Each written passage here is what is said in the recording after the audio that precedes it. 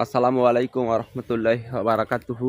এই যে দেখেন, কাঠ গাদা করা কয়লা, ভাঙা কলসির চাড়া, শ্মশানের সিঁদুর, এই যে দেখেন লাল, ওই যে তারপরে রশি, এই যে কয়েন টাকা, এই যে কয়েন টাকা, এবং তার পাশে দেখেন চিনি পড়ে আছে, পিঁপড়ি লাগছে, বাতাসা, এই সকল দ্রব্যাদি দিয়ে সকল প্রকার তন্ত্রমন্ত্র করা যায়, বহু কিছু করা যায়। কয়েন দিয়ে জুয়া খেলার টোটকা তৈরি করা যায়, অনেক জিনিস অনেক কাজে লাগে। তোর বিস্তারিত এত কিছু বলে পারা খুব অসম্ভব।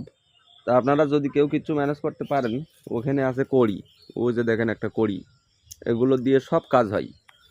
তো আজকের বিস্তারিত বলছি না, যদি কেউ পারেন কিছু ম্যানেজ করতে, স্ক্রিনে দেওয়া নাম্বারে আমার সঙ্গে যোগাযোগ করবেন।